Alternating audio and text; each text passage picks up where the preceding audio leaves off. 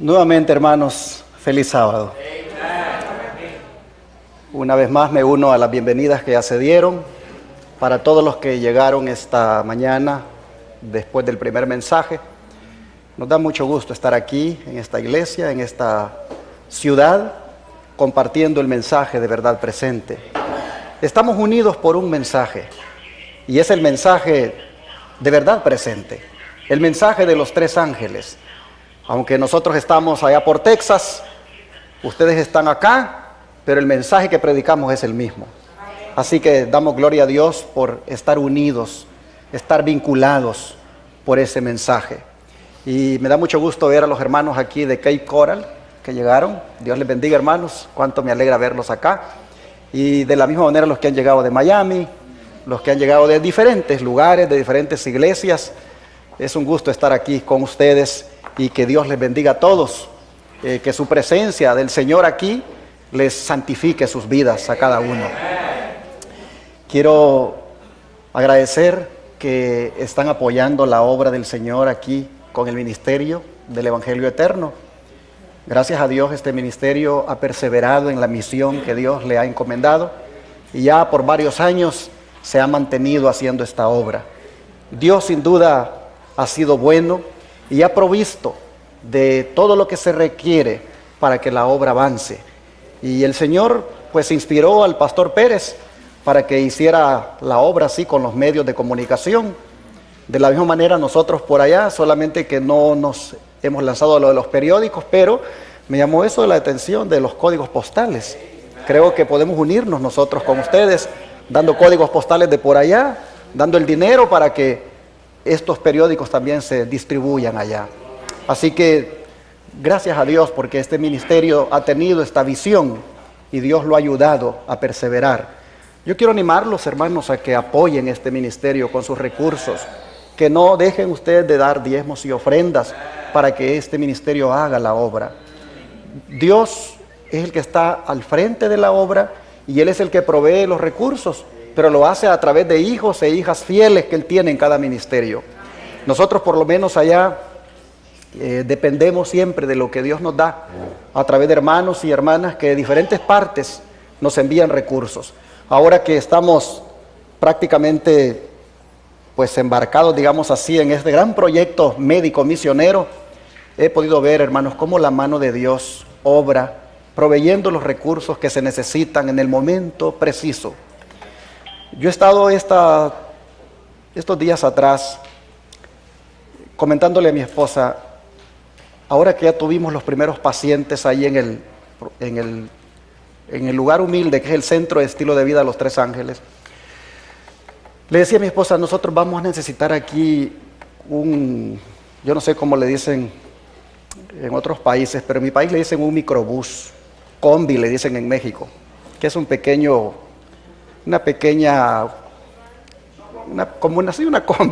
una combi.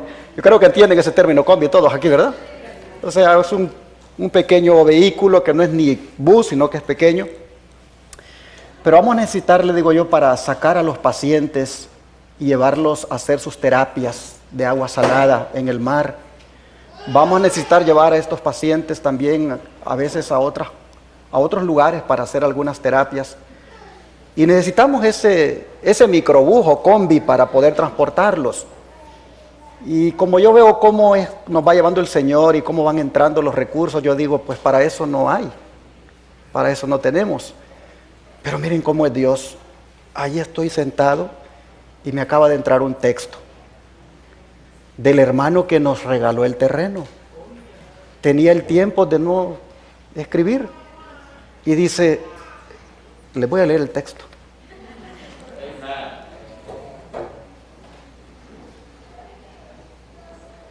Él le dice troca, pero lo vamos a dirigir al microbús.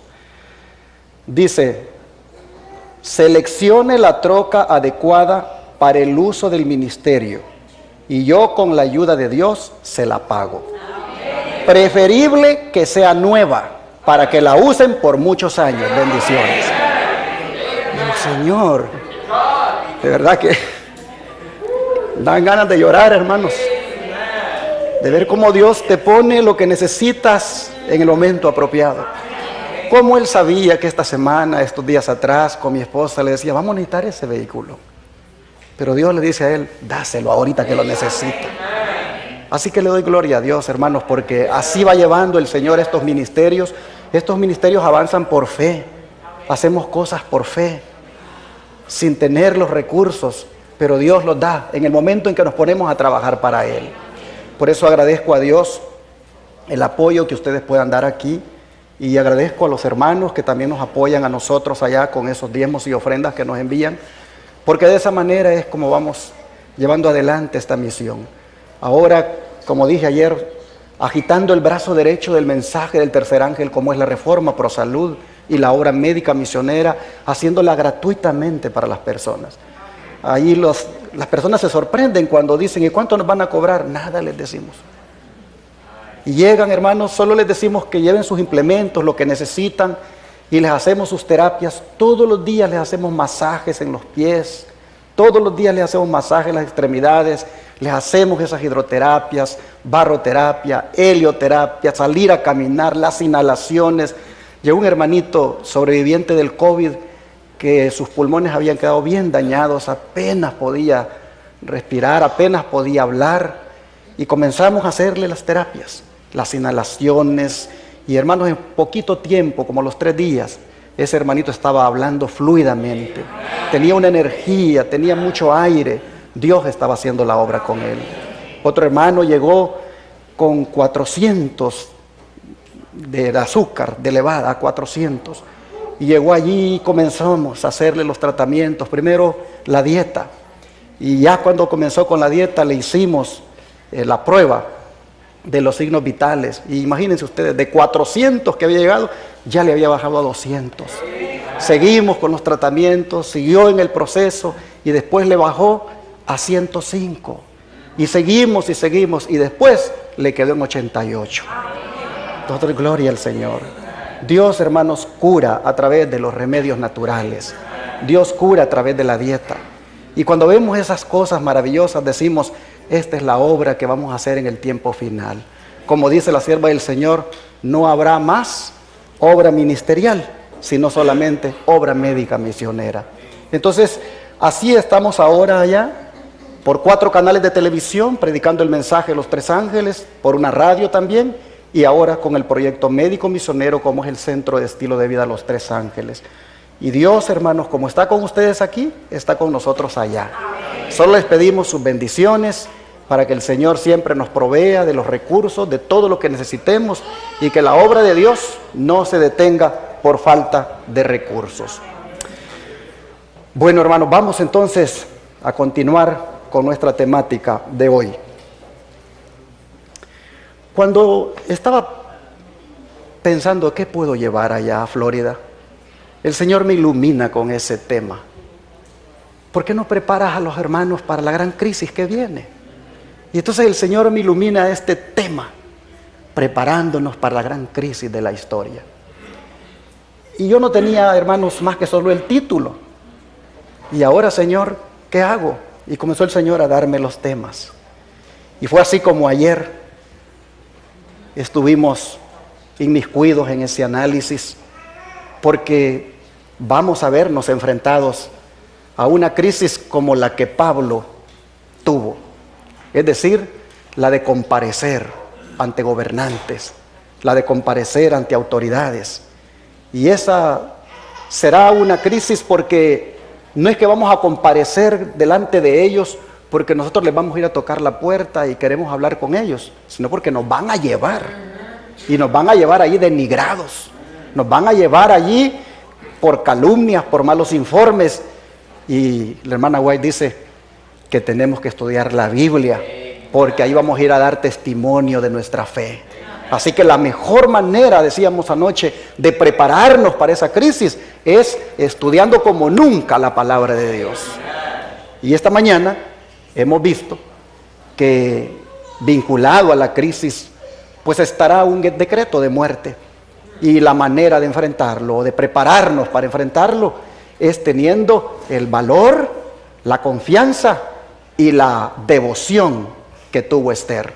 Es decir, que nos volquemos ahora más que nunca a la oración y ser determinados en ser fieles a Dios, cueste lo que cueste. Hemos visto que nos debemos preparar para la crisis teniendo la esperanza y la fe de Mardoqueo, la reverencia a la santa ley de Dios y la lealtad a Dios antes que a los hombres de Mardoqueo. De esa manera debemos prepararnos para enfrentar nuestro decreto de muerte que vendrá. Pero continuando con esta temática de la preparación para la gran crisis de la historia, no puedo dejar de tocar este otro tema que tiene por título Contrarrestando el boicot contra nosotros. Entendiendo el término boicot como la acción que se dirige contra una persona o entidad para obstaculizarle el desarrollo o funcionamiento de una determinada actividad social o comercial. La profecía dice que eso justamente se va a hacer contra nosotros. Abramos la Biblia en Apocalipsis 13, versículos 16 y 17. Y hacía que a todos, pequeños y grandes, ricos y pobres, libres y esclavos, se les pusiese una marca en la mano derecha o en la frente, y que ninguno pudiera comprar ni vender, sino el que tuviera la marca o el nombre de la bestia o el número de su nombre. ¿Quién hará esto? Ni más ni menos que la bestia, que se parece a un cordero, pero es como Satanás. La necesidad de comprar o vender para suplir las necesidades básicas como la comida y el vestido, va a forzar a cada persona en todo el mundo a decidir si adora a la bestia o si arriesga a sufrir el castigo. Y es evidente que la gran mayoría va a adorar a la bestia. Ahora, interesante que el mandato se va a extender a todas las personas de todos los niveles ciudadanos, pues dice que es para pequeños y grandes. Abarca todos los estratos económicos, pues dice que este mandato va para ricos y para pobres. Y abarca todas las categorías sociales, pues dice que esto va para libres y esclavos. En otras palabras, nadie estará exento. Pero ¿quién es esta bestia que impondrá este boicot? El apéndice, escuche, el apéndice del deseado de todas las gentes lo dice bien claro, se lo pongo acá. Hay pruebas, dice, de que el gobierno norteamericano hará esto y que obligará a todos sus súbditos a recibir esta marca en la diestra, absteniéndose de todo trabajo, o en la frente, es decir, libremente y por su profesión de fe. ¿Hay pruebas para esto? ¿De que la nación norteamericana lo va a hacer? Sí, sí hay pruebas. Interesante que diga que la marca se va a poner sobre la mano derecha o sobre la frente. ¿Por qué razón?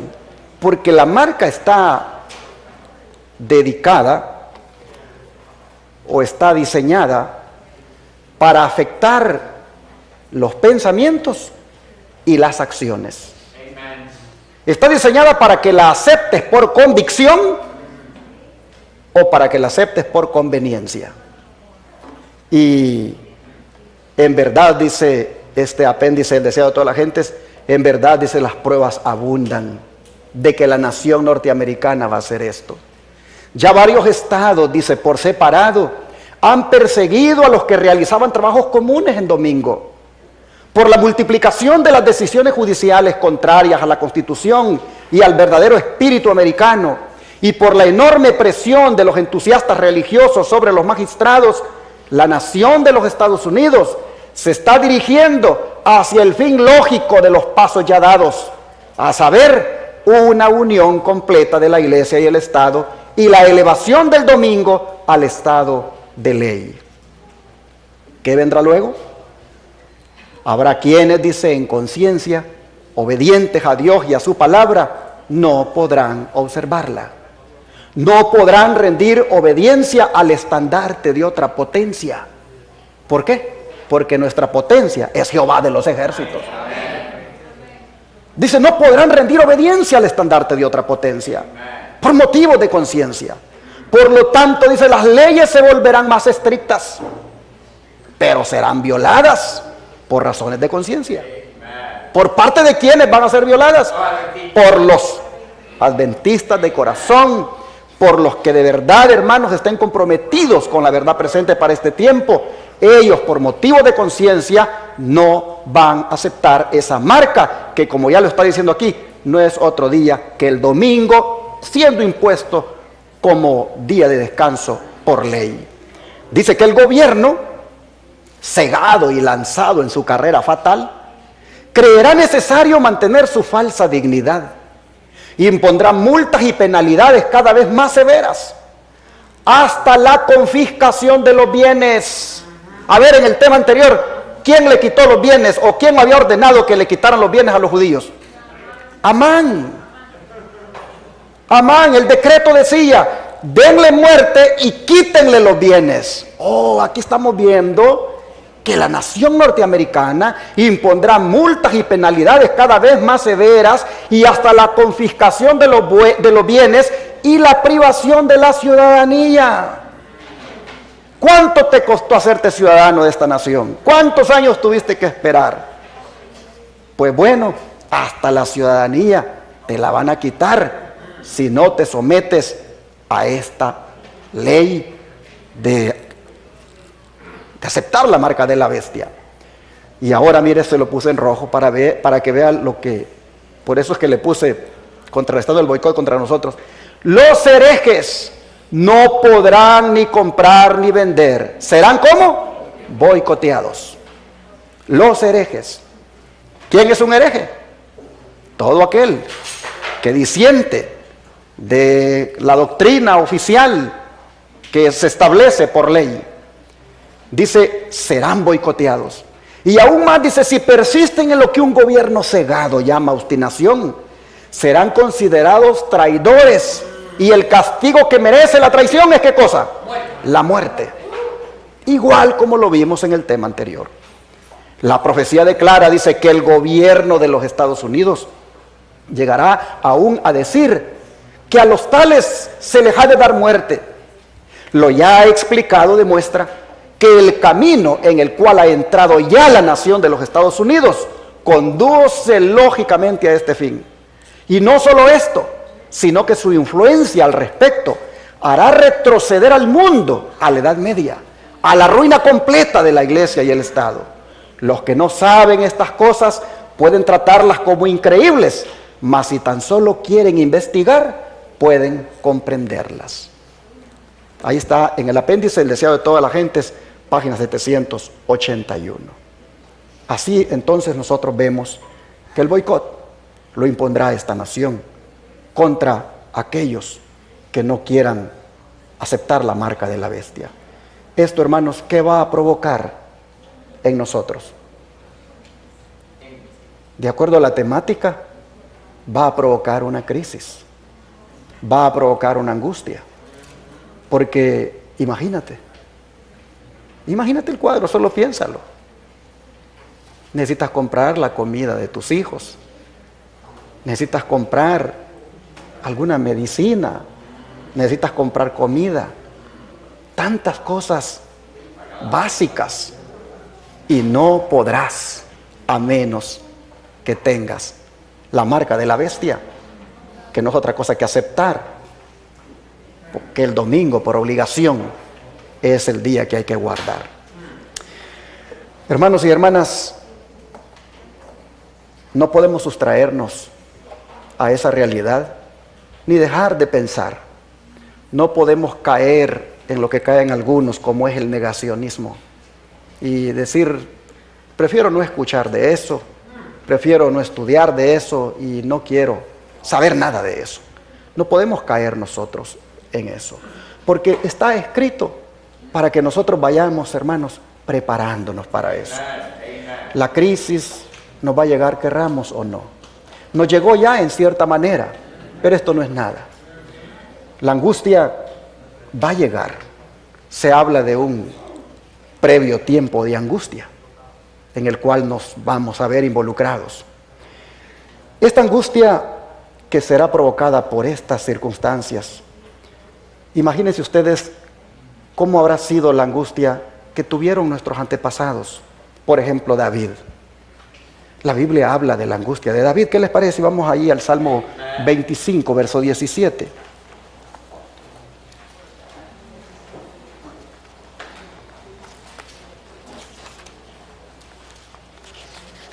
Salmo 25, verso 17.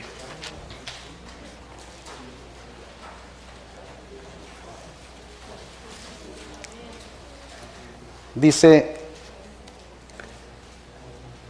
las angustias de mi corazón se han aumentado. Sácame de mis congojas. Así oraba David. Así le decía al Señor que se encontraba su corazón angustiado y se habían aumentado. Hermanos, la crisis sanitaria en la cual nos metieron y nos siguen metiendo, básicamente hace que cada vez se aumente la angustia, tal como David. Y la congoja, pues está a muchos llevándolos a enfermarse solo de eso, de pura congoja.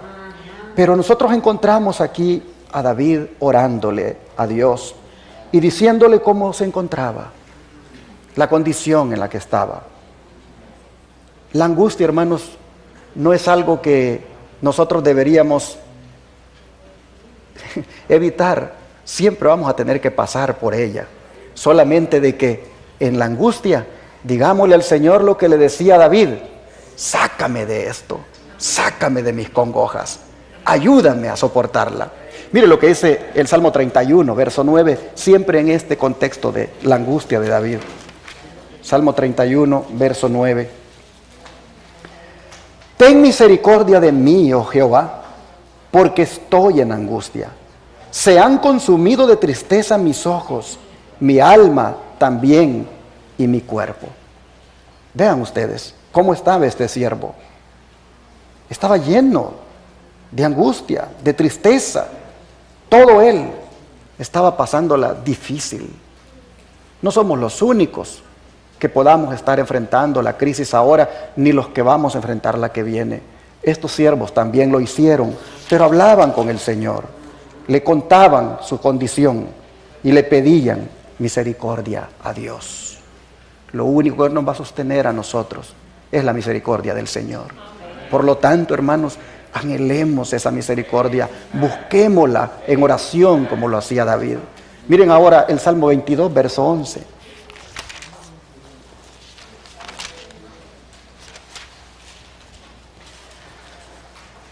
No te alejes de mí, porque la angustia está cerca, porque no hay quien ayude.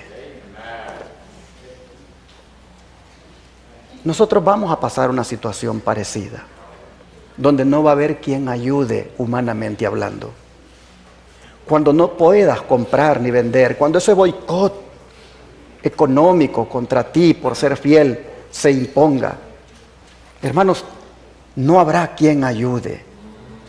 Pero entonces, hermanos, oremos como oraba David y digámosle al Señor: no te alejes de mí. Es decir, hermanos, el brazo en el cual nos vamos a apoyar es el brazo de Jehová nuestro Dios. Y esta manera de David de enfrentar su soledad, de que no había quien lo ayudara, esta es la manera como nosotros también debemos actuar. Ahora el Salmo 18. Salmo 18, verso 6. Aquí es reiterado esto. Y dice: en mi angustia invoqué a Jehová y clamé a mi Dios. Él oyó mi voz desde su templo y mi clamor llegó delante de él a sus oídos. Hermanos, desde el santuario va a venir la ayuda para nosotros. Desde el santuario celestial, a donde está Cristo intercediendo por nosotros, de allí vendrá el auxilio. David decía, desde el templo, de allí que venga la ayuda. Oh, hermanos y hermanas, nosotros debemos también lanzar nuestra mirada, poner nuestra mirada allá en el santuario celestial, porque desde allá Dios escucha las oraciones de sus hijos. Él está, dice, atento, sus oídos al clamor de cada uno de nosotros. Y muchas son, dice, las aflicciones del justo, pero de todas ellas, ¿qué cosa? Le librará Jehová.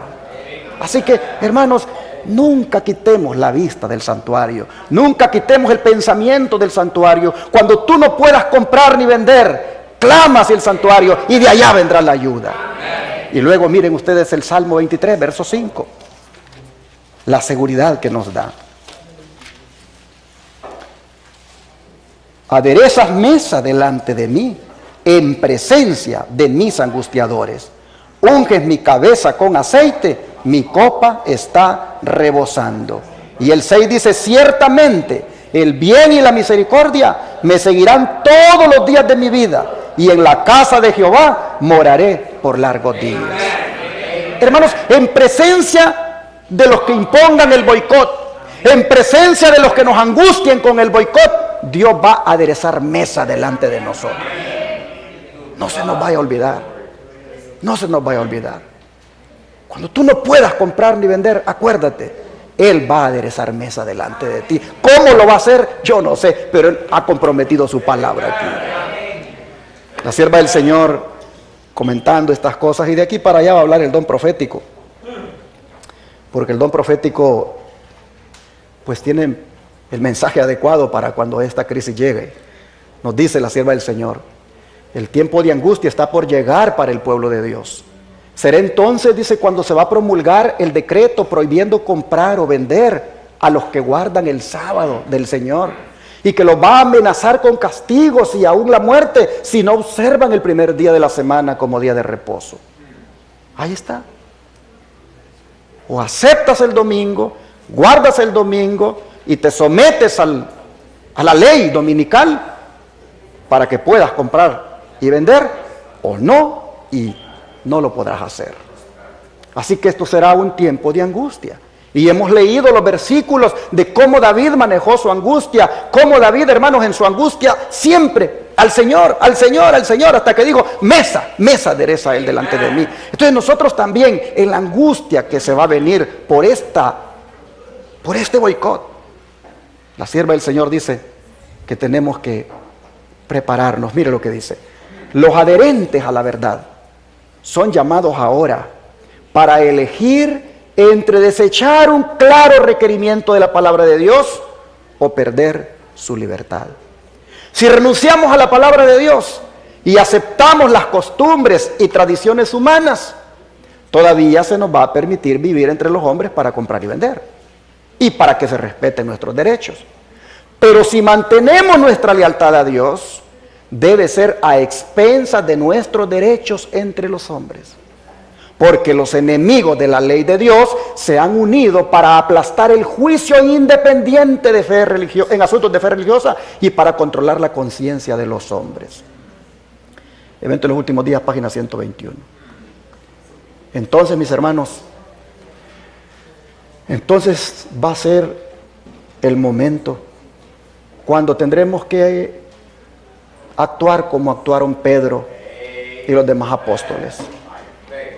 La determinación que ellos hicieron ante una situación parecida, que no tenía que ver con no comprar ni vender, pero ante imposiciones de parte de autoridades, la decisión que ellos hicieron, hermanos, nosotros la tenemos que tener bien clarito, que debemos hacerla también. Ya hemos leído esa decisión, pero la palabra del Señor se trae para estudiarla. Así que vamos a ver Hechos 4, versículo 17 al 20.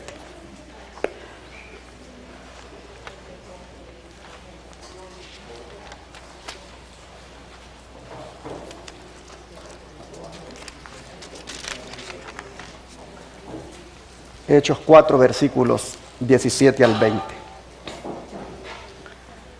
Sin embargo, para que no se divulguen más entre el pueblo, amenacémosles para que no hablen de aquí en adelante a hombre alguno en este nombre. Y llamándolos, les intimaron que en ninguna manera hablasen ni enseñasen en el nombre de Jesús. Mas Pedro y Juan respondieron diciéndoles: juzgad si es justo delante de Dios obedecer a vosotros antes que a Dios, porque no podemos dejar de decir lo que hemos visto y oído. Qué valor que tienen estos siervos. No se acobardan, no les tiemblan las piernas y dicen: ¿ustedes creen que lo que nos están proponiendo está correcto? Ustedes están haciendo una propuesta donde nosotros vamos a desobedecer a Dios por obedecerles a ustedes. Tenemos un mensaje que dar, y es un mensaje de verdad presente, porque es un mensaje de actualidad para este tiempo, y no podemos dejar de predicarlo, no podemos dejar de proclamarlo. Juzguen si es correcto lo que nos piden. Por eso yo le dije al pastor Pérez hace un rato: prepárese, le dije yo, porque quién sabe si lo llamen a una asamblea legislativa. Porque los que estamos en estos ministerios, los que estamos colocando diezmos y ofrendas para que por la radio y la televisión se digan estas verdades, hermanos, seremos objeto de escrutinio, de calumnia, de difamación y de ser juzgados. Por eso yo quiero de verdad pedirles oración por el pastor Rafael Pérez, por este servidor y por otros pastores que valientemente están predicando la verdad. Oren por nosotros, porque se nos va a intimar como lo hicieron con Pedro y los demás apóstoles. Pero mencioné nosotros porque estamos al frente, pero esto, hermanos, va a ser para todos. En la medida en que ustedes se dediquen al Señor, en la medida en que ustedes se comprometan con la verdad, en la medida en que ustedes elijan predicar con osadía este mensaje, oh hermanos y hermanas, se verán enfrentados a la misma situación de Pedro y los demás apóstoles. Y les van a intimar, les van a decir: ya les dijimos que no sigan predicando de esto. Y cuando eso suceda, hermanos, ojalá que no nos tiemblen las piernas y que digamos como Pedro: ¿cómo vamos a obedecerles a ustedes si eso implica desobedecer a Dios? Por eso lo reitera él en Hechos 5:29. Hechos 5, 28 y 29. Dice: diciendo, porque no hicieron caso a lo que les habían dicho las autoridades, lo vuelven a capturar y dicen: ¿no les mandamos estrictamente que no enseñaran en ese nombre? Y ahora han llenado a Jerusalén de esa doctrina y quieren echar sobre nosotros la sangre de ese hombre. Respondiendo Pedro y los apóstoles dijeron: es necesario obedecer a Dios antes que a los hombres. Ya dejen de predicar de ese sábado. Ya dejen de predicar de esa ley. Únanse al sábado verde. Métanse en esta agenda climática. ¿Por qué tienen que ir siempre contrario a lo que se está disponiendo a nivel mundial? Donde después de la COP26 hemos acordado ver cómo le damos más seriedad a esto del cambio climático, y las iglesias están detrás. ¿Por qué ustedes son los únicos que están hablando un asunto diferente? Ya dejen de hablar de ese su sábado y pónganse en sintonía con el sábado verde. Oh, hermanos y hermanas, cuando palabras como esas se escuchen, ya sabemos lo que debemos responder. Es necesario obedecer a Dios antes que a los hombres. Como digo al pastor Pérez, los mensajes de verdad presente y los mensajes en un congreso no son para, ¿verdad?, sobarnos la espalda y hacernos sentir emocionalmente pues así como agradable todo, sino que son para que pensemos cuál es el papel que vamos a jugar en esta crisis, cómo la vamos a encarar. Y ojalá, hermanos, que el espíritu de los apóstoles sea nuestro espíritu también. Dígase la sierva del Señor. El pueblo de Dios, dice, reconocerá el gobierno humano como una ordenanza divinamente designada, y por precepto y ejemplo enseñará la obediencia a ella como un deber sagrado, siempre y cuando su autoridad se ejerza dentro de su esfera legítima. Pero cuando sus demandas entren en conflicto con las de Dios, debemos elegir obedecer a Dios antes que a los hombres. Debe reconocerse y obedecerse la palabra de Dios como una autoridad que está por encima de toda legislación humana. El así dice el Señor no debe desecharse por un así dice en la iglesia o el Estado. Oigan esto. El así dice el Señor no debe desecharse por un así dice en la iglesia y el Estado. La corona de Cristo debe elevarse por encima de todas las diademas de los potentados terrenales. Por encima, hermanos, de los presidentes de este mundo, por encima de los gobiernos de este mundo, por encima de ellos está Jehová nuestro Dios. Y su palabra es la última que nosotros debemos siempre tener en cuenta. No hay tal cosa que la última palabra la dice tal o cual gobierno. Así lo etiqueten a uno de lo que quieran. Nosotros debemos ser siempre fieles al Señor. Dice Satanás, dice, les ofrece a los hombres los reinos del mundo si ellos le ceden la supremacía. Muchos hacen esto y sacrifican el cielo. Es mejor morir que pecar. Es mejor padecer necesidad que defraudar. Es mejor pasar hambre que mentir. Así está escrito en Eventos de los Últimos Días, página 121. Pero hermanos y hermanas, yo quiero compartirles esta mañana 3 maneras de contrarrestar este boicot contra nosotros. Y las 3 maneras de contrarrestarlo, la primera de ellas es alimentándonos con la palabra. ¿Cómo? ¿Cómo yo puedo contrarrestar el boicot económico alimentándome con la palabra? Oh, hermanos y hermanas, es que el que se alimente con la palabra va a tener la fe necesaria para enfrentar esa situación. Los que se alimenten de la palabra, hermanos, sus promesas que están aquí de Dios le van a sostener. Los que se alimenten con la palabra va a tener la ayuda necesaria en ese tiempo. En la crisis provocada por este boicot, que no tengas que comer porque no puedes comprar. Oh, hermanos y hermanas, no se te olvide lo que Jesús le dijo al diablo allá en el desierto. Vamos a leerlo, Mateo 4, versículo 2 al 4. Mateo 4, verso 2 al 4.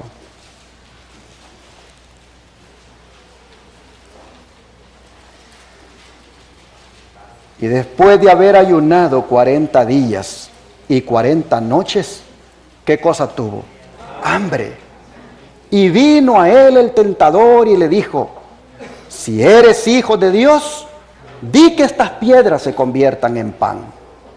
Él respondió y dijo: escrito está, no solo de pan vivirá el hombre, sino de toda palabra que sale de la boca de Dios. Les pregunto, ¿puede quitar el estudio de la Biblia el hambre?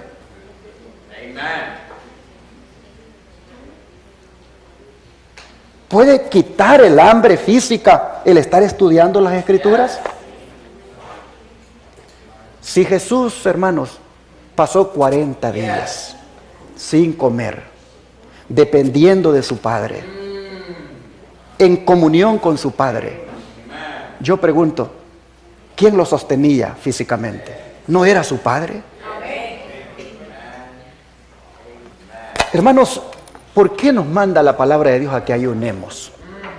¿Por qué nos manda la palabra de Dios a que dejemos de comer un día o los días que tú te dispongas para comer de la palabra? ¿Por qué? Porque vienen días, hermano, hermana, donde por el hambre ahí te va a tocar el enemigo. Mira cuándo se acercó el diablo a tocar a Jesús, cuando ya tuvo hambre. Cuando Jesús paró de ayunar, allí el hambre le vino. Yo creo que si Jesús no hubiera parado de ayunar y hubiera seguido, no lo tienta el diablo, porque estaba sostenido. El Señor lo sostenía. Pero para de ayunar y luego tiene hambre.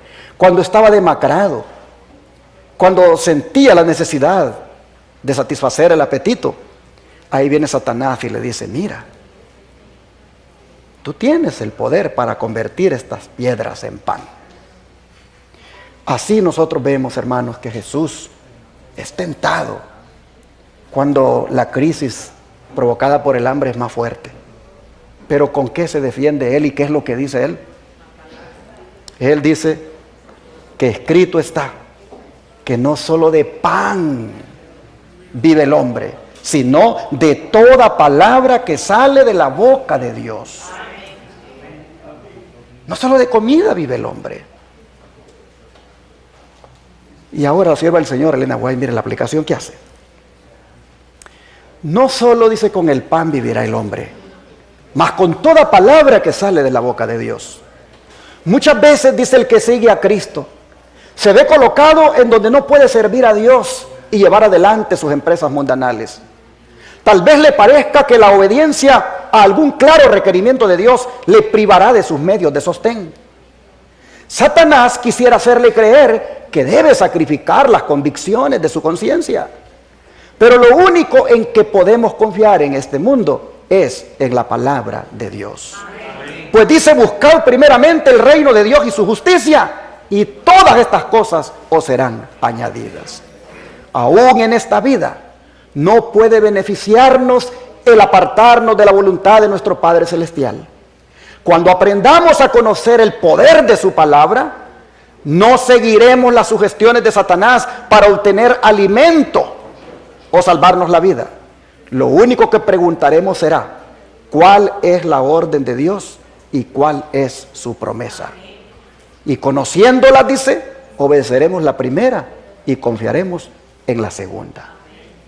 Y la orden de Dios es que tú no debes sacrificar tus principios, tú no debes violentar tu conciencia solamente para tener el derecho de comprar o vender.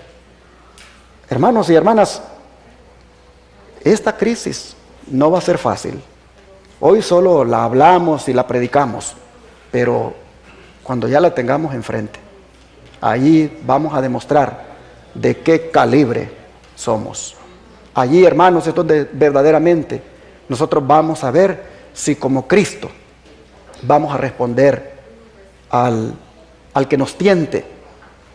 Mira, no solo de comprar aquí en esta tienda esta comida, o no solo de comprar este producto, este otro, yo puedo vivir. Yo puedo vivir alimentándome de la palabra de Jehová. Si el Señor lo dice, es porque se puede. Hermanos, cuando nosotros estemos estudiando la Escritura, yo no sé si a ustedes les ha pasado, pero a mí me ha pasado que he estado estudiando la Biblia, pero bien profundamente, y ni hambre tengo. Está tan sabroso aquello que hasta el hambre se me quita. Lo que pasa es que nosotros no lo hemos probado, hermanos. Nosotros estamos con aquello de que ya viene la hora de lonche, ya viene la hora de cena. ¿Y qué voy a comer aquí? ¿Qué voy a comer allá? Quitémonos esos pensamientos por un día o los días que sean y pongámoslos solo en la palabra de Dios, y ustedes van a ver que sí se puede vivir de la palabra de Jehová. Oh, hermanos, ¿cuál es la orden de Dios y cuál es su promesa? Conociéndolas obedeceremos la primera y confiaremos en la segunda, dice la mensajera del Señor en el deseo de toda la gente, es página 96. Y ahora miren el enlace que hace ella, el vínculo que hace ella de esto que le pasó a Cristo con lo que nos va a pasar a nosotros en este decreto o en este boicot. Dice: en el último gran conflicto de la controversia con Satanás, los que sean leales a Dios se verán privados de todo apoyo terrenal, porque se niegan a violar su ley en obediencia a las potencias terrenales. Se les prohibirá comprar o vender. Finalmente será decretado que se les dé muerte, pero al obediente se le hace la promesa: habitarás en las alturas, fortaleza de rocas será en su lugar y acogimiento, Se le dará su pan y sus aguas serán ciertas. Los hijos de Dios vivirán por esta promesa. Serán alimentados cuando la tierra esté asolada por el hambre. Esto está vinculado a lo que Jesús experimentó en el desierto cuando fue tentado. Hermanos, vamos a ser tentados. El diablo nos va a tentar en el momento más duro de la crisis. Mira, acepta la marca de la bestia para que puedas comprar. ¿No ves que necesitas la comida? ¿No ves que tus hijos la necesitan? Acepta la marca. No seas tan fanático. Pero entonces, mis hermanos, acordémonos de cómo Jesús le respondió a Satanás, y así respondamos nosotros también. Hermanos y hermanas, la promesa que nos da la sierva del Señor aquí es que el Señor de todas maneras va a proveer, porque dice que nuestro pan y nuestra agua estarán seguros. Si un cuervo le llevó de comer a Elías, ¿quién puede dudar de que Dios use hasta animalitos para que nos lleven la comida? Oh, mis hermanos, no nos olvidemos que Dios es todopoderoso y que en la crisis más difícil allí nos va a acompañar. Y no solamente nos va a sostener esta promesa que el hermano Guay habla aquí, de que el pan y el agua estarán seguros, sino que también nos va a sostener estas otras que están aquí, por ejemplo la de Deuteronomio 8, versos 2 y 3.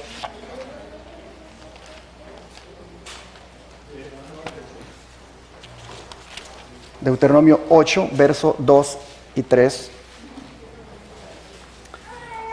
Dice: y te acordarás de todo el camino por donde te he traído, Jehová. Y te acordarás de todo el camino por donde te ha traído Jehová tu Dios estos 40 años en el desierto, para afligirte, para probarte, para saber lo que había en tu corazón, si habías de guardar o no sus mandamientos. Y te afligió, y te hizo tener, ¿qué cosa? Hambre. Y te sustentó con maná, comida que no conocías tú ni tus padres la habían conocido, para hacerte saber que no solo de pan vivirá el hombre, mas de todo lo que sale de la boca de Jehová vivirá el hombre.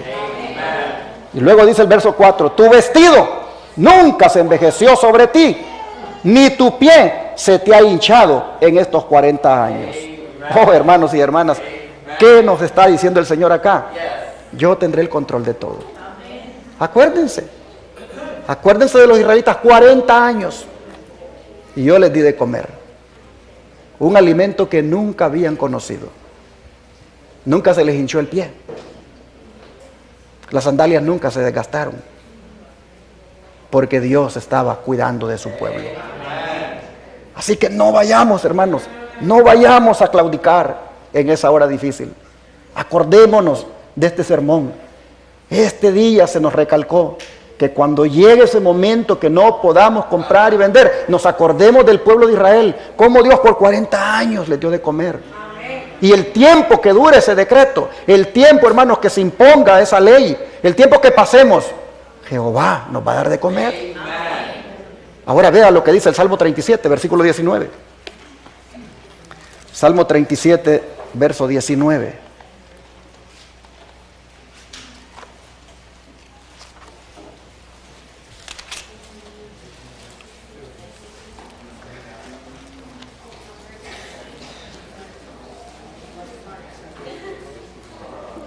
No serán avergonzados en el mal tiempo, y en los días de hambre, ¿qué cosa? Serán saciados. No serán avergonzados en ese mal tiempo.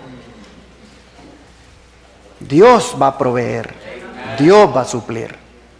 Así que estamos viendo, hermanos, que la primera manera de contrarrestar ese boicot es estudiando la palabra, porque las promesas que hay en ella nos van a sostener, nos van a incrementar la fe y nos van a hacer recordar que Dios no nos va a abandonar. Hebreos capítulo 3, versos 17 y 18. Hebreos 3, versos 17 y 18.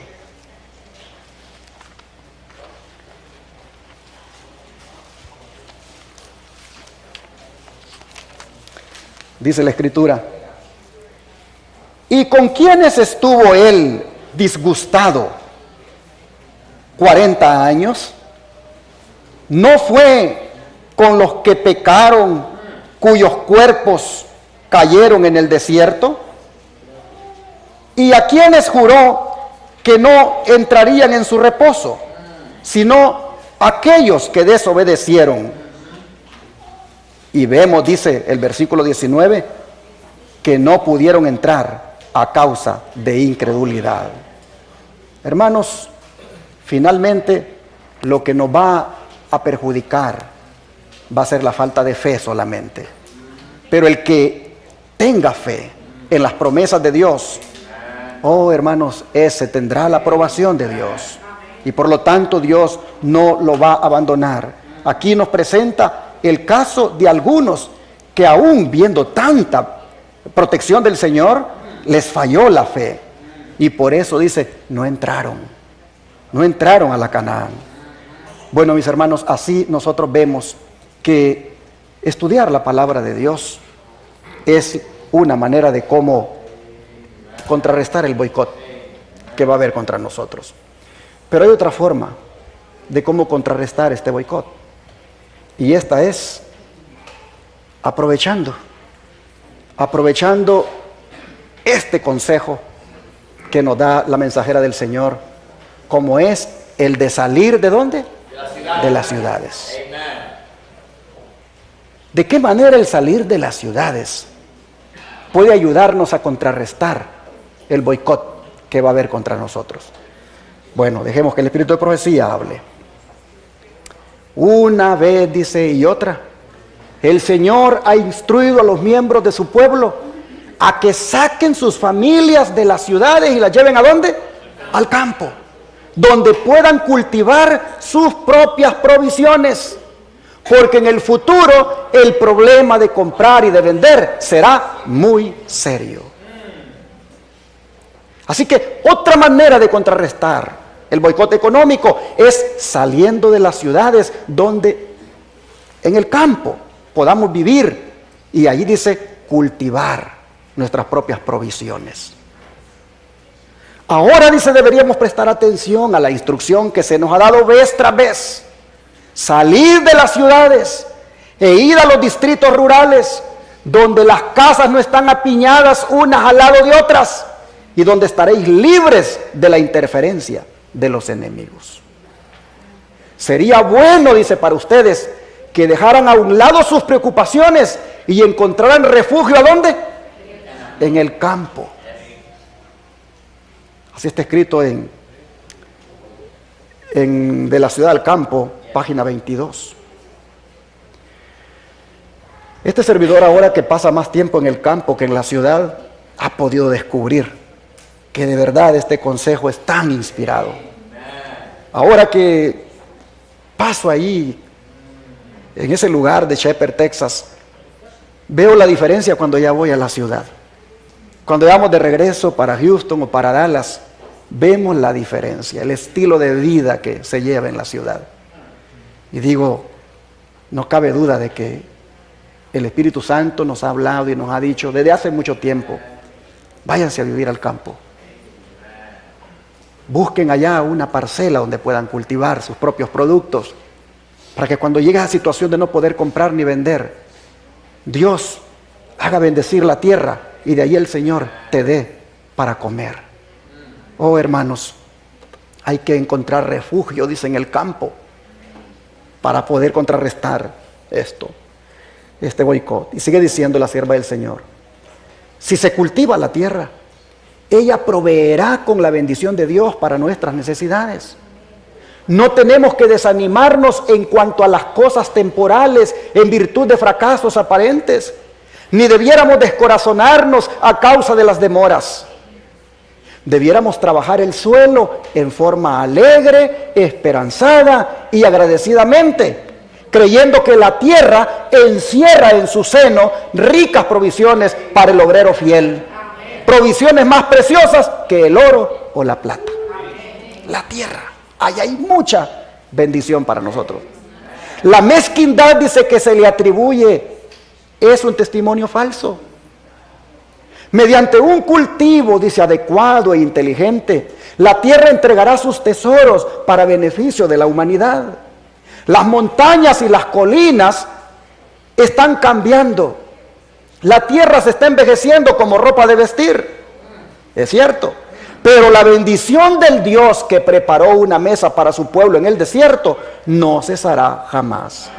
En otras palabras, aunque la tierra se esté envejeciendo, Dios de todas maneras hará por milagro de Él que la tierra produzca. Solamente sal al campo. Vete a vivir al campo. No nos vamos a quedar de brazos cruzados, solo sabiendo que viene un boicot. Y bueno, ya dijimos que Dios nos va a cuidar, pero no hagamos nada. No. También dice la sierva del Señor, porque viene ese boicot de no poder comprar y vender, vete al campo. Cultiva tus propios productos. Ya deja de ser consumidor y conviértete en un productor. Y esto, hermanos, es bueno para nuestros hijos también. Mire lo que dice la sierva del Señor. Que los padres no se dejen tentar por ninguna ventaja temporal que los induzca a descuidar la educación de sus hijos. Siempre que sea posible, los padres tienen el deber de establecer su hogar en el campo en bien de sus hijos. Hay que proteger cuidadosamente tanto a los niños como a los jóvenes. Debería mantenérselos alejados de los centros de iniquidad que hay en nuestras ciudades. Permitamos que los rodee la influencia de un verdadero hogar cristiano, un hogar donde more Cristo. Carta 268 del año 1906. Pero ese lugar está fuera de la ciudad. Y sigue diciendo, ha llegado el tiempo cuando a medida que Dios abra el camino, las familias deberían salir de las ciudades. Los niños deberían ser llevados al campo. Los padres deberían conseguir un lugar tan apropiado como lo permitan sus recursos. Aunque la casa sea pequeña, debe estar rodeada por terreno que pueda ser cultivado. Comentábamos con mi esposa, porque estamos buscando allá en nuestro país un lugar, allá en el monte. Y le digo, ¿qué casita vamos a hacer allá? Y nosotros pensamos que una de tierra, allá le llaman adobe, a esas casitas que se hacen, ¿verdad?, de tierra. Y vamos a vivir de una manera rústica, le digo, de una manera sencilla, que solo sirva eso como para pasar la noche, para estar protegidos ahí de las inclemencias del tiempo, pero no hacer esas inversiones y esas construcciones que nos hagan amar tanto eso, porque a la hora de la hora, por esas cosas nos vamos a quedar. Tenemos que ser, dice aquí la sierva del Señor, casas pequeñas, pero que tengan un terreno donde pueda ser cultivado. Lo más importante de ir a vivir al campo no es la casa, sino el terreno donde puedas cultivar. Sigue diciendo la sierva del Señor, un retorno a los métodos más sencillos será apreciado por los niños y los jóvenes. El trabajo en la huerta y en el campo constituirá un cambio agradable en la cansadora rutina de las lecciones abstractas, a las cuales sus mentes jóvenes no debieran jamás estar limitadas. Esta variación será especialmente valiosa para el niño nervioso que encuentra en los libros lecciones agotadoras y difíciles de recordar. Hay para él salud y dicha en el estudio de la naturaleza, y las impresiones hechas no desaparecerán de su mente por cuanto estarán asociadas con objetos que se hallan constantemente ante sus ojos. Será una gran bendición para los niños que los tengamos viviendo en el campo. Pero hermanos, para salir de las ciudades es necesario una tercera manera y que va prácticamente a ayudarnos a contrarrestar el boicot. Y esa es, hermanos, teniendo fe. Pero la fe del patriarca Enoc. Se necesita tener fe para hacer estas cosas. De otra manera parecen locuras, parecen extremismo, parecen fanatismo. Se necesita fe. Y Enoc, la Biblia dice que fue un hombre de fe. Leamos lo que dice de él en el libro de Hebreos 11, versículos 5 y 6.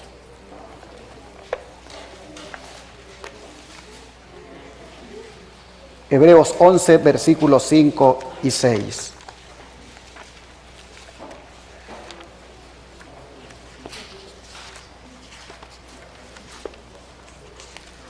Dice la Escritura lo siguiente.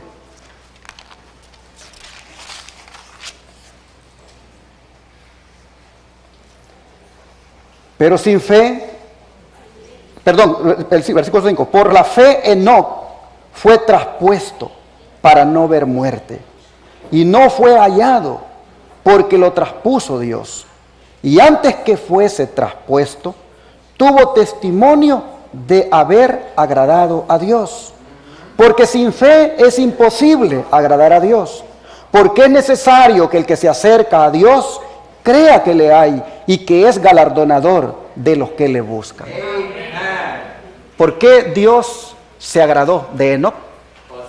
Por su fe. Y fue esa fe, hermanos, la que lo hizo caminar con el Señor.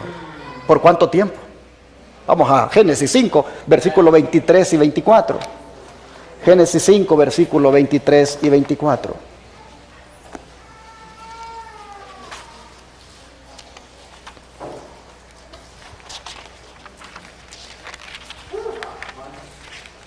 Aquí nosotros miramos lo siguiente. Génesis 5, 23 y 24. Y fueron todos los días de Enoc 365 años. Caminó pues Enoc con Dios y desapareció porque se lo llevó Dios. ¿Cuántos años caminó Enoc? ¿Cuántos siglos es eso? 3 siglos. Durante 3 siglos agradó a Dios, porque fue un caminar de fe en el Señor. Hermanos y hermanas, la fe le agrada al Señor. La fe, el Señor la recompensa. Y cuando por fe nosotros decimos, voy a salir de la ciudad y me voy a ir a vivir al campo, y por fe hace los movimientos, por fe usted se mueve, hermano, hermana, usted va a ver cosas maravillosas que Dios va a hacer. No espere a tener el dinero, no espere a tener todo lo que usted quisiera. Avance. Cuando el pueblo de Israel puso un pie en el mar, ¿qué pasó? El mar se abrió. Cuando le dijo Dios a Moisés, dile al pueblo que marche, y comenzaron a meterse en el agua, aquel mar se empezó a abrir. Hermanos y hermanas, yo he aprendido a caminar con el Señor por fe, y he visto cómo sin tener dinero me he puesto a hacer cosas y Dios ha dado el dinero. Cuando agarramos el primer canal de televisión rentado, salió la oferta de agarrar otro canal. Si no podías con el primero porque los recursos que entran no son suficientes para pagarlo, pero de todas maneras lo estás pagando, ¿cómo puedes agarrar ese otro canal? Y de todas maneras, hermanos, lo agarramos. Y Dios no nos ha dejado nunca. Dios nos ha ayudado a pagar el que teníamos, y el que agarramos sin tener los recursos, Dios nos está ayudando a pagarlo también. Y después agarramos otro canal, como si tienes 2, y lo que te entra para pagar los 2 no es lo que necesitas, pero de todas maneras los estás pagando. ¿Cómo agarras un tercero? Y lo agarramos. Y hermanos, el Señor viene y nos da para pagar el tercero. Y luego agarramos el cuarto. ¿Cómo agarras un cuarto canal si lo que te entra para pagar los 3 no es lo que necesitas? Te está entrando menos. ¿Cómo estás agarrando un cuarto? De todas maneras hay que agarrarlo. Y Dios viene y te da el dinero para pagar los 4. Y viene el Señor y pone en el corazón, hazte algo para los enfermos, algo completamente gratis para ellos. Hay gente que tiene que irse a México a internarse a lugares donde les es muy caro. Haz algo aquí en Estados Unidos, sencillo, humilde, y aplica lo que aplican por allá, pero gratuitamente. Busca un terreno. Y comienzo a buscar el terreno. Y cuando estoy buscando el terreno, me habla ese hermanito que me manda el texto y dice, oiga, el Señor me ha puesto en mi corazón que le regale 10 acres de terreno para que haga algo por los enfermos. ¿Y cómo usted sabe? Le digo, que yo ando haciendo esto. ¿Cómo usted sabe que yo ando buscando un lugar para justamente hacer algo por los enfermos? No sé, dice, Dios me puso en mi corazón que le hablara.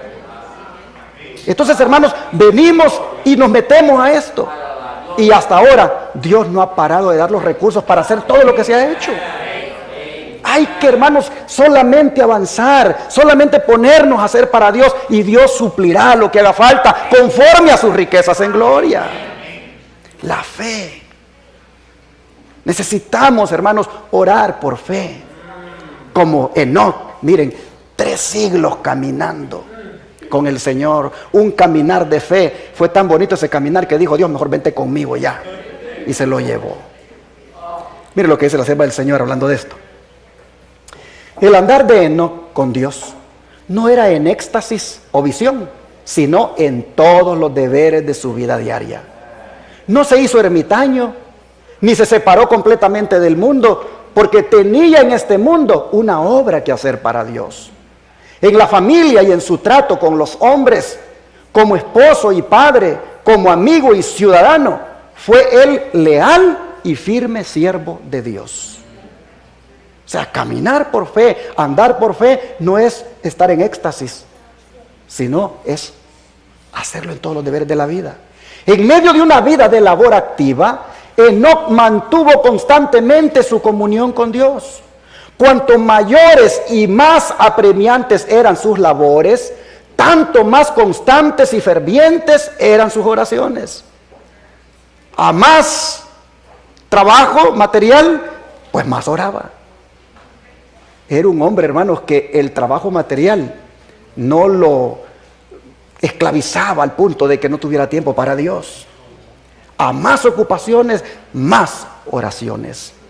Él seguía, dice, excluyéndose de toda sociedad en ciertos periodos.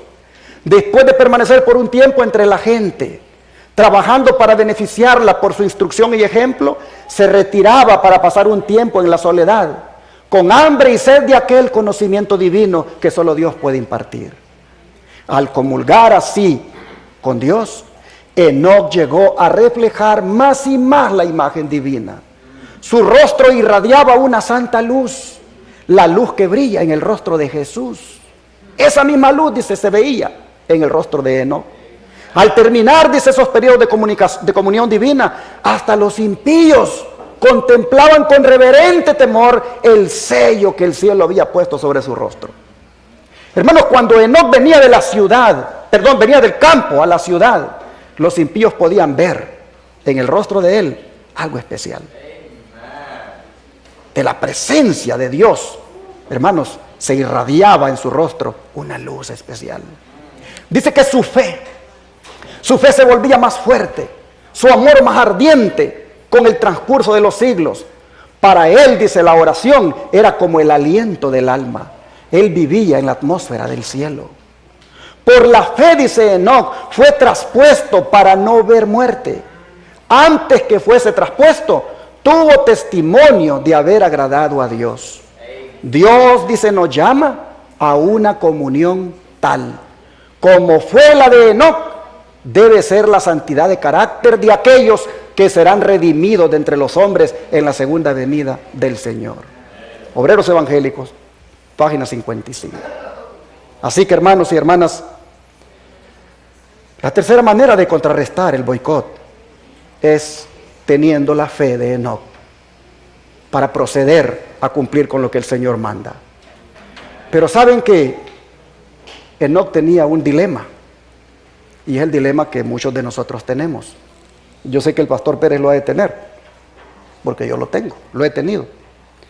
Y el dilema es, pero ¿cómo con la gran misión que tengo que hacer aquí en estas ciudades? ¿Cómo yo me voy a ir al campo si tengo una gran misión aquí? Bueno, no somos los únicos que tenemos ese dilema. Enoc también lo tenía. Pero ¿cómo manejó Enoc ese dilema? Sigue diciendo la sierva del Señor. No se aisló de la gente convirtiéndose en ermitaño, pues tenía que hacer una obra para Dios en el mundo. Afligido por la maldad creciente de los impíos y temiendo que la infidelidad de esos hombres pudiera aminorar su veneración hacia Dios, Enoc eludía el asociarse continuamente con ellos y pasaba mucho tiempo en la soledad, dedicándose a la meditación y a la oración. Así esperaba ante el Señor, buscando un conocimiento más claro de su voluntad, a fin de cumplirla. Para él la oración era el aliento del alma. Vivía en la misma atmósfera del cielo. Cuanto más intensas y urgentes eran sus labores, tanto más constantes y fervorosas eran sus oraciones. Seguía apartándose durante ciertos lapsos de todo trato humano. Después de permanecer algún tiempo entre la gente, trabajando para beneficiarla mediante la instrucción y el ejemplo, se retiraba con el fin de estar solo, para satisfacer su sed y hambre de aquella divina sabiduría que solo Dios puede dar. Manteniéndose así en comunión con Dios, Enoc llegó a reflejar más y más la imagen divina. Tenía el rostro radiante de una santa luz, semejante a la que resplandece del rostro de Jesús. Cuando regresaba de estar en comunión con Dios, hasta los impíos miraban con reverencia ese sello del cielo en su semblante. Repitiendo prácticamente lo que ya leímos en Obreros Evangélicos.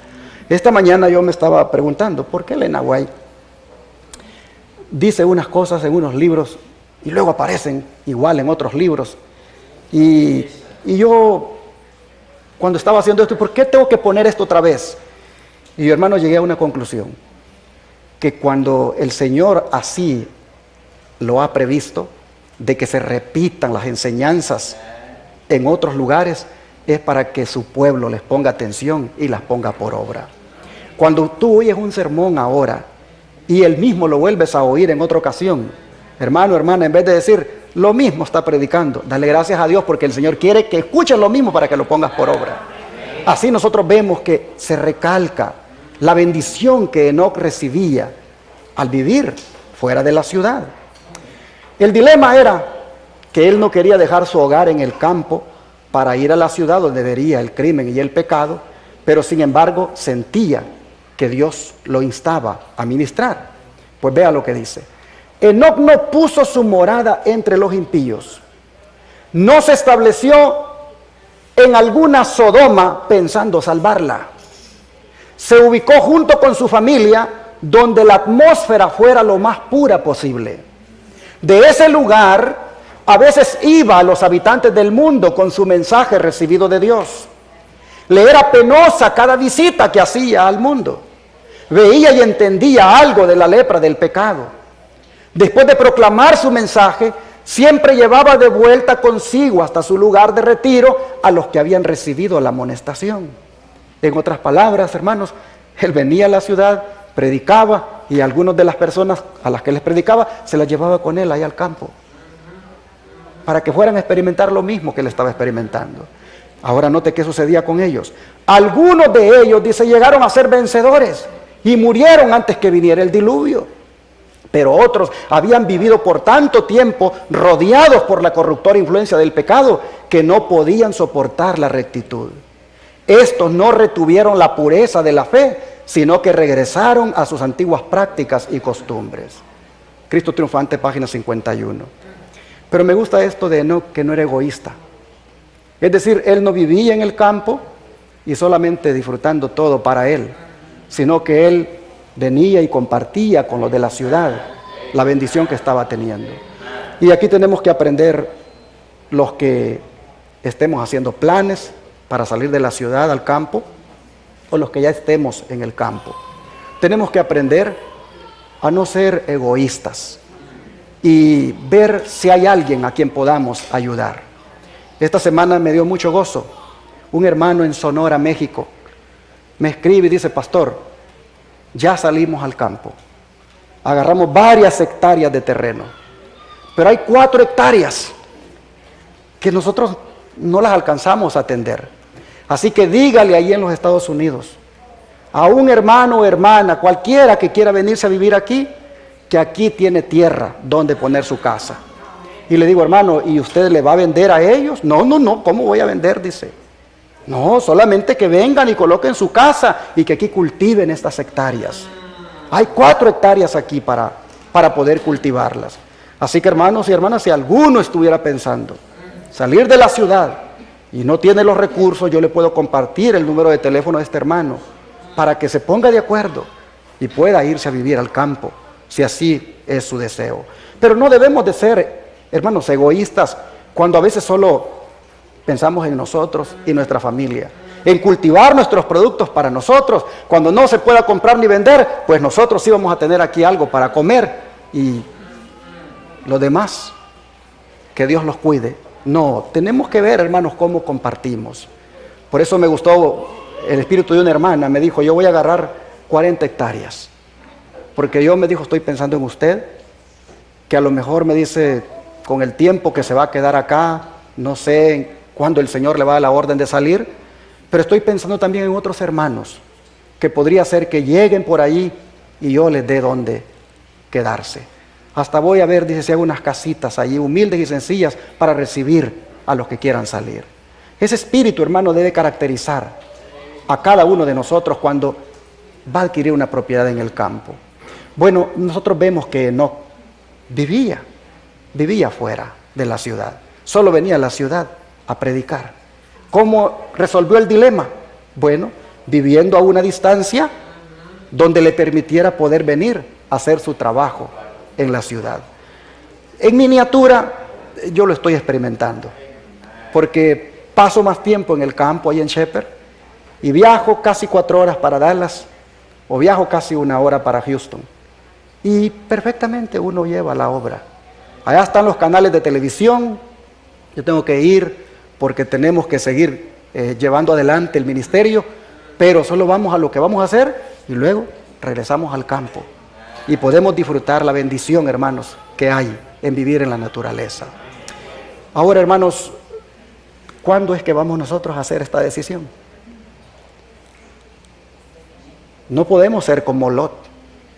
¿Qué pasó con Lot? Bueno, Lot perdió a su familia en la ciudad. Y Dios se dilató mucho para salir de la ciudad. La sierva del Señor lo dice. Cuando la iniquidad se abunda en una nación, siempre ha de escucharse una voz que dé la amonestación y la instrucción, así como la voz de Lot fuera oída en Sodoma. Sin embargo, Lot podría haber preservado a su familia de muchos males si no hubiera construido su hogar en esa ciudad malvada y corrompida. Todo lo que Lot y su familia hicieron en Sodoma podría haber sido hecho por ella, aun si hubieran vivido en un lugar a cierta distancia de la ciudad. En otras palabras, Pastor Pérez, los canales de televisión y los periódicos y todo lo que hacemos siempre se podría hacer si nosotros siguiéramos este consejo viviendo fuera de la ciudad. Dice, Enoc caminó con Dios y sin embargo no vivió en medio de alguna ciudad mancillada, con toda clase de violencia y maldad, como lo hizo Lot en Sodoma. Mira la diferencia entre Enoc y Lot. Enoc hizo las cosas como el Señor quiere, y la bendición ya vemos, se lo llevó Dios. Bueno, Lot en cambio, vea lo que tenía de problema Lot. Dice, los ángeles de la misericordia apresuraron a Lot, a su esposa y a sus hijas, tomándolos de las manos. Si Lot se hubiera apresurado tal como el Señor lo deseaba, su esposa no se habría convertido en una estatua de sal. Pero aquí tiene el problema Lot, que es el que tenemos nosotros también. Lot adolecía de un marcado espíritu de dilación. Ahí la vamos dejando. Ahí cuando se ponga la ley dominical, entonces vamos a ver si salimos. Porque esa será la señal para huir. Y ahí vamos ahí, hermanos, ateniéndonos. Pero eso es un problema. Lot tenía un marcado espíritu de dilación. Y lo tuvieron que sacar a la fuerza. Pero mire el costo. Perdió su familia. Dice la sierva del Señor, no seamos como él. La misma voz que amonestó a Lot a que saliera de Sodoma, nos ruega a nosotros, salgan de en medio de ellos y apartaos y no toquéis lo inmundo. Quienes obedezcan esta amonestación encontrarán un refugio. Que cada hombre esté bien despierto y procure salvar a su familia, que se ciñe para realizar el trabajo. Dios revelará punto por punto qué debe hacer después. Ciudad del Campo, página 7.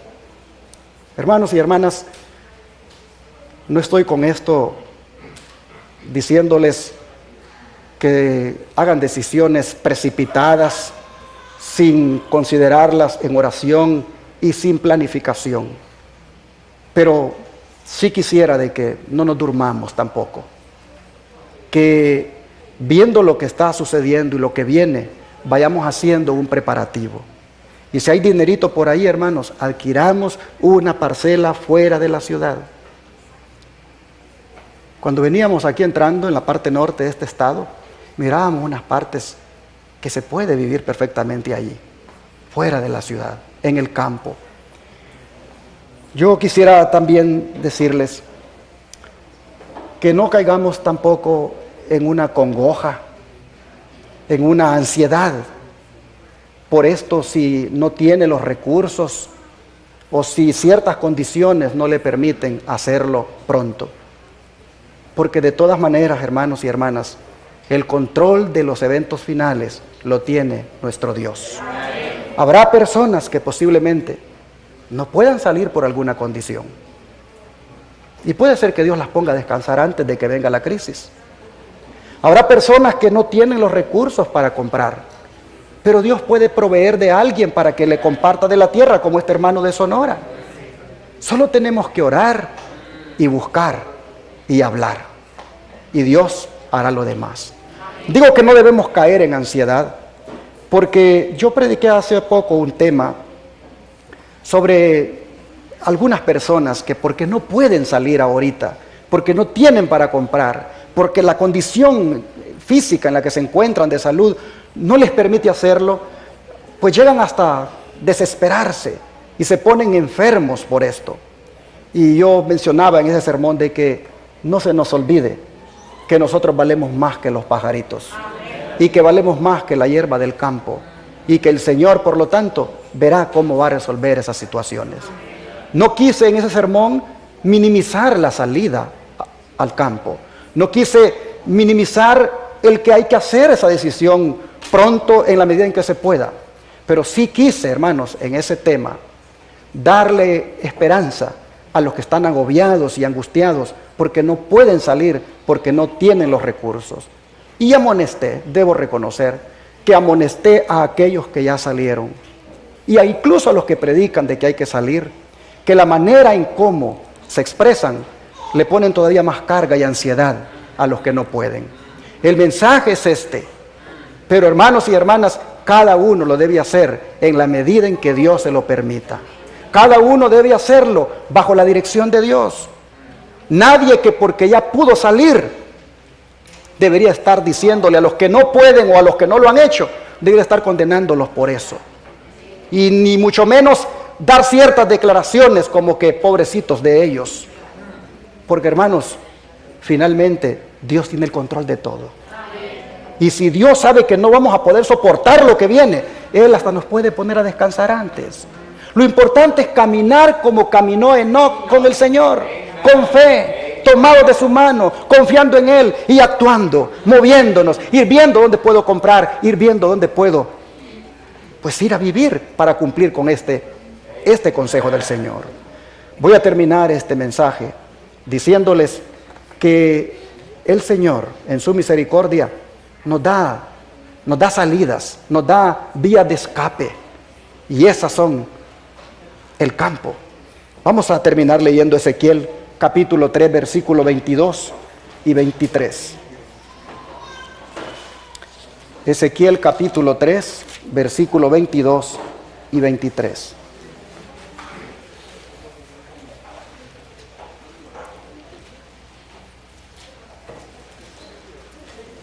Vino allí la mano de Jehová sobre mí y me dijo: levántate y sal ¿a dónde?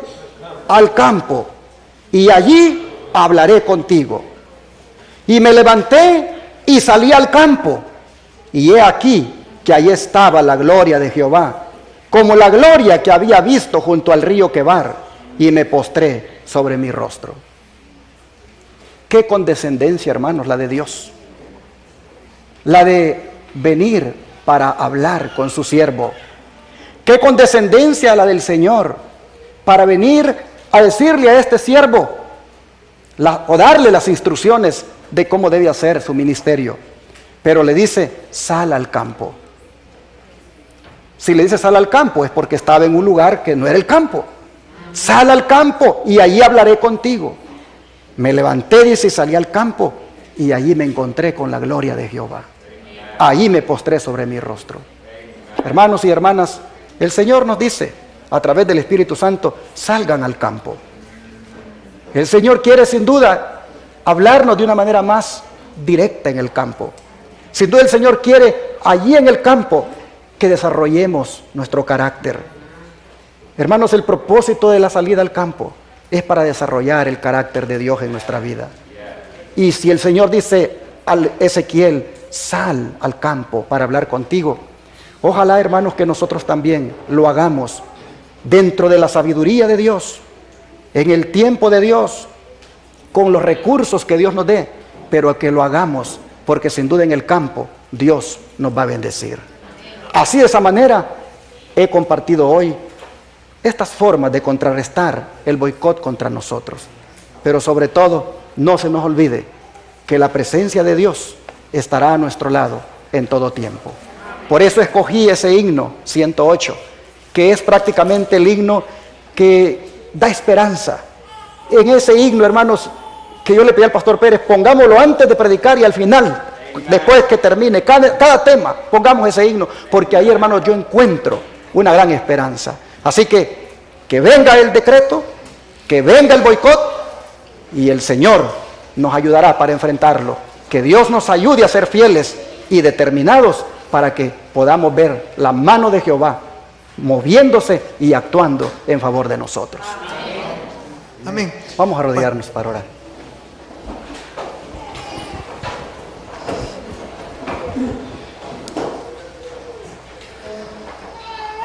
Padre Celestial, te pedimos, Señor, que podamos capitalizar todas estas instrucciones que estamos recibiendo antes que llegue la crisis. Amén. Sabemos, Padre, que la crisis nos va a tocar.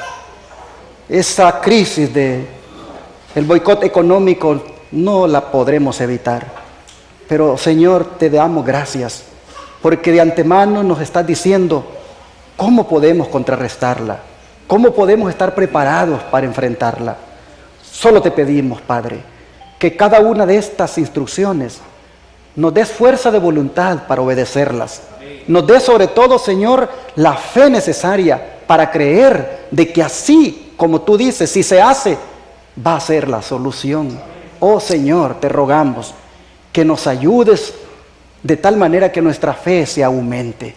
Te rogamos, Señor, que nos ayudes a caminar contigo como caminó Enoc. Que no nos despeguemos de ti, Señor, que no nos soltemos de tu mano. Suplicamos, Padre, que tu gracia sea sobre nosotros.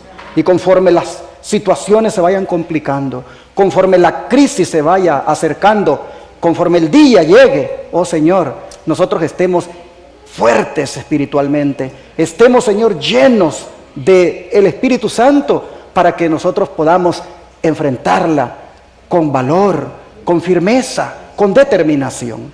Señor, te pedimos que no vayamos a claudicar, que no te vayamos a fallar, que no vayamos, Señor, a traicionarte. Te pedimos, Señor, que no por amor a la comida, no por amor a comprar un producto, oh Señor, nosotros vayamos a aceptar esa marca. No, Padre, te rogamos para que, como dice el tema de hoy en la tarde, nosotros nos mantengamos siempre con tu aprobación. Y Padre, te ruego que bendigas aquí a mis hermanos y mis hermanas para que en ese día decisivo se mantengan firmes y leales a ti. Te lo pedimos en el nombre de Jesús. Padre, también te pedimos por los alimentos que vamos a comer. Te rogamos que tú bendigas esos alimentos. Amén. Que después de habernos alimentado aquí espiritualmente, esos alimentos también nutran nuestro cuerpo. Te rogamos, Señor, que tengan tu bendición y que con acción de gracias nosotros los disfrutemos. Te lo pedimos y lo agradecemos en el nombre de Jesús. Amén. Amén. Amén.